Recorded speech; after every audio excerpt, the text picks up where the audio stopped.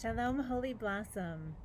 I am here in beautiful Yerushalayim, Ir HaKodesh, the holy city of Jerusalem, and I am so grateful to be here.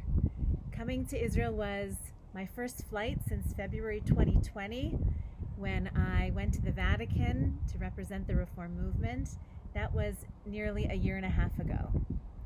And the last time I left the city of Toronto was November 2020. It feels like I've been running a very long marathon while sitting very still in the chair at my dining room table, which has been my office since just after Purim of 2020. It feels significant that my first venture out into the world again is to come to Jerusalem. This is the center of the Jewish world, and even those who have never been here before feel a magnetic pull in its direction. Unfortunately, the country is closed now to tourists, but we hope that will change in the coming weeks. Everyone here misses the energy that tourists and pilgrims bring from all over the world. The hotels are now either empty or filled with Israeli tourists who are traveling within the country to stay healthy. Thanks to the Hartman Institute, I was granted a special invitation from the Ministry of Foreign Affairs so that I could join 18 rabbinic colleagues from across the U.S. and Israel for 10 days of study. And it has been a true homecoming, a real gift to be able to learn from the incredible Hartman faculty and to learn with my friends and colleagues who are part of this 3-year rabbinic fellowship. I'm grateful for my Holy Blossom colleagues and lay leaders and donors who support this learning opportunity, and I'm grateful for Adam, who safely saw our 3 boys and their enormous duffel bags off to Camp George for the summer.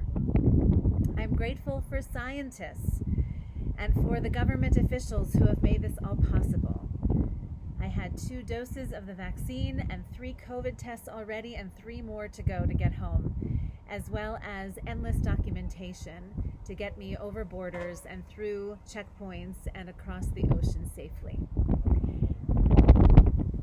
I am grateful for the endless clear blue sky and for the Jerusalem stone, which has softened over the centuries with the trample of feet.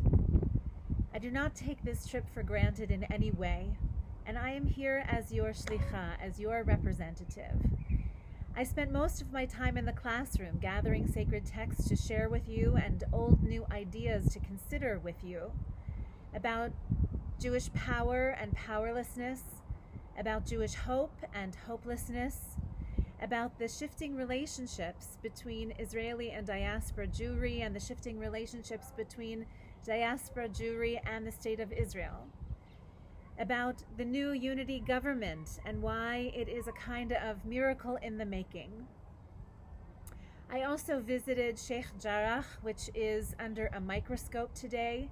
We heard the same story told 5 different ways through the eyes of 5 different lenses, and I visited the mixed city of Lod, which recently erupted with riots in May. Many of the residents of Lod, Jewish and Arab, were surprised and some were not. I visited with the Israeli rabbinical students and heard how they are taking a page from the North American Rabbinate and integrating social justice work into their rabbinic leadership. We attended a very moving ceremony to launch their Tikkun Olam initiative, which will offer protection to construction workers who too often suffer injuries and are vulnerable because many of them are foreign workers without status in Israel. A highlight of this trip was visiting with Rabbi Dov and Freja Marmer, who send their love and speak with such fondness for the Holy Blossom community. I visited with a number of our former Shinshinim, and they are growing up fast.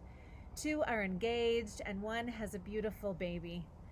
Each one is more impressive than the next. Each is contributing to Israeli society in extraordinary ways through their work and their studies, their volunteerism, and their service. They also send their love and speak with such pride about their time with us at Holy Blossom. As much as they left an impression on us, we have also made our mark on them.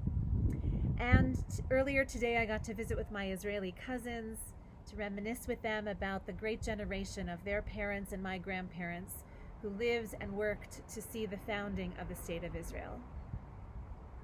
So let me conclude with something I learned this week about the word Shabbat. Lishbot is to rest, lashuv is to return. The roots are the same as the word Shabbat. So what is the connection between Shabbat and rest and returning?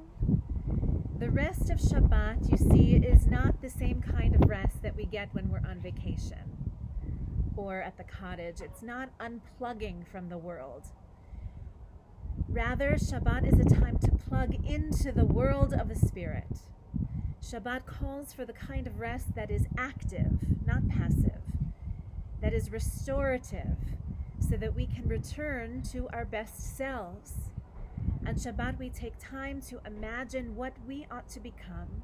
And even more than that, on Shabbat, we catch a glimpse of the vision of the world that can yet become, if we make it so. When we restore our souls in this way, we can conclude Shabbat, leave Shabbat, reluctantly, but energized and inspired and more ready to do the work that will bring such a vision into being. So my prayer for you from Jerusalem is that this Shabbat will be a time of rest and restoration for your body and for your neshama. May it be a time of reflection and returning to your vision of your finest self, for your vision of our world, healed by its many wounds. Shabbat Shalom, everyone. I'll be seeing you soon back in Toronto.